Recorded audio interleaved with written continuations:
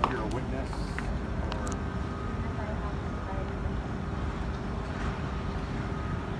the judge is going to ask all that and you have to declare it, and they're going to tell you we are completely on restriction. I don't make the rules. It's just with this virus, we got to put it at YouTube.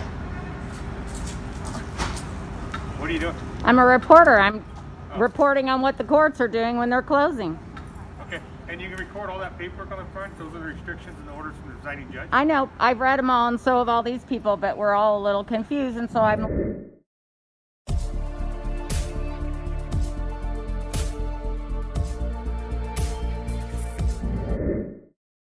This is Susan Bassi.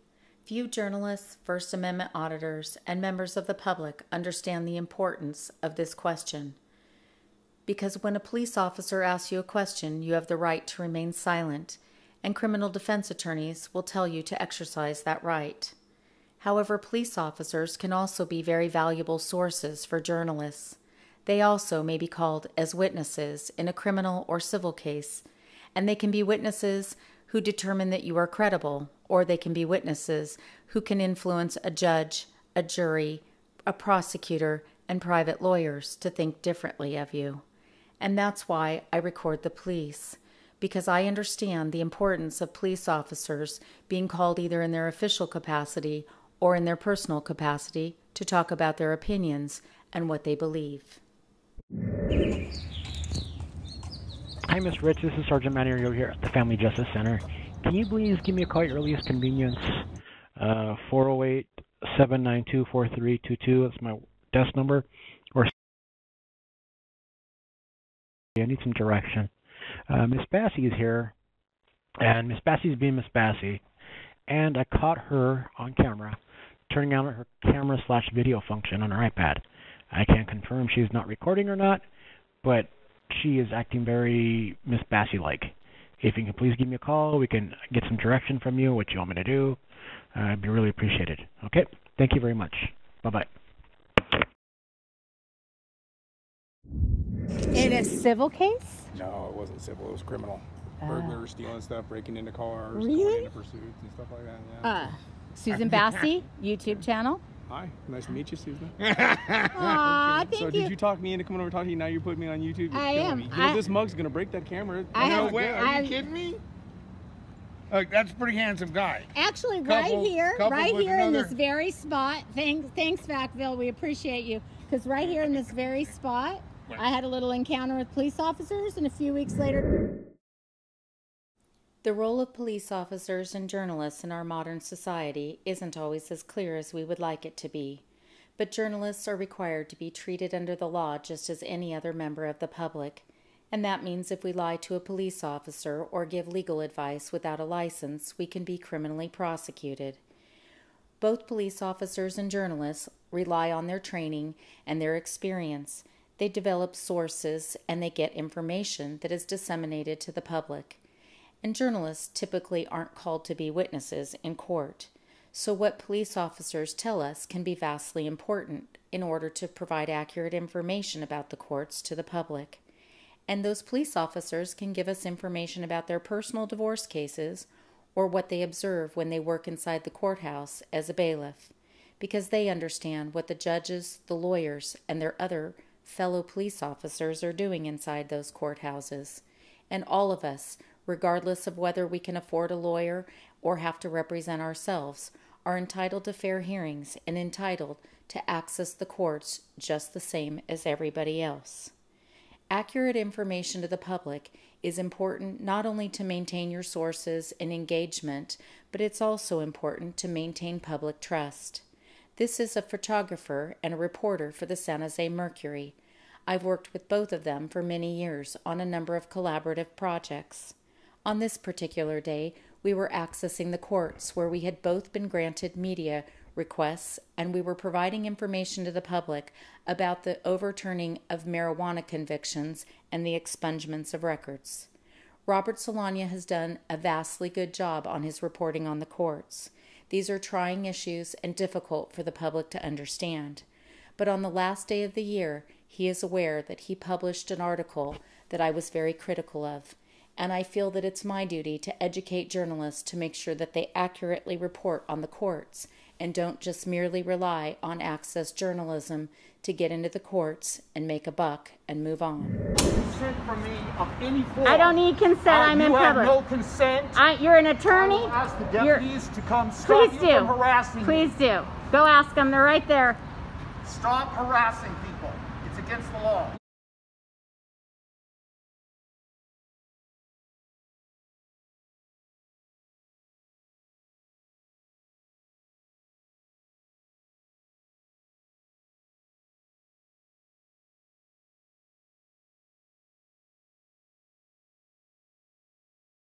On Facebook, is that your daughter you're teaching those ethics to?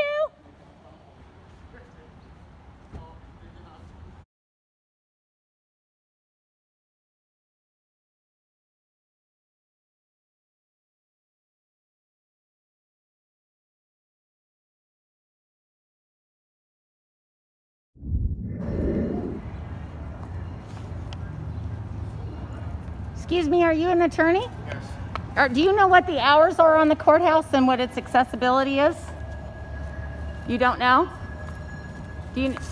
What is your name? You're an attorney. Well, let's see how he goes through security.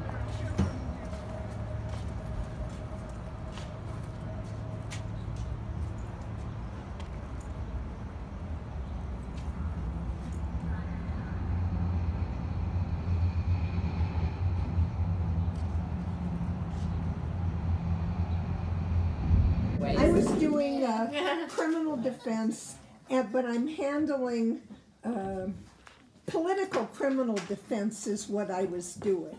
And this is the end of it, where you get these crazy people. These people were so nuts that with Ronnie Reagan as governor, they decided to assassinate the black school superintendent in Oakland. Now, why, you know? But anyway, I was defending them, and it was just impossible. And eventually I decided I'm getting out of criminal defense. I was a mother, and the people who, like, if you get up to the top of the criminal defense chain, the people who have money are drug dealers. They sell white powder, and I was a mother. So, and they were all a bunch of crazy people if they weren't drug dealers. So I decided I'm getting out of criminal defense. And I came to San Jose without a job. Everybody else in the world was coming to San Jose at that time. And I was like, I want to go someplace with nice, normal people. Not crazy people assassinating anybody. No. So I came down here and gradually transitioned over to family law. So that's where I got. What part of you wanted something that didn't have crazy people involved? Yeah. Oh, well, it was better. The clients weren't crazy. It was the judges now. I know. I got some investigative reporters up there, and you guys do have some little issues. You know what every agency does? Every profession does. But you know what? This police officer was right. We have issues in every aspect of our government and our private businesses, and we rely on the individuals working inside those businesses and inside our government to come forward when something is not right. Because access to our courts is one important element of our First Amendment and our constitutional rights. Everybody is entitled to access the courts, and they are also entitled to fair hearings and fair jurists. And that reminded me of this article that was written by some of my colleagues at Reuters. They discussed that there were thousands of judges throughout the country who were violating the law. They were violating their oath. And based on all my training and my experiences with the court system, I can honestly say that I routinely find that judges are simply not following the law to assure these fair proceedings. Completely closed. Do you know? Well, at least till the 21st, because that's when the order is. But it could be into the new year. I don't know. I don't have that answer for you. Okay, thank you.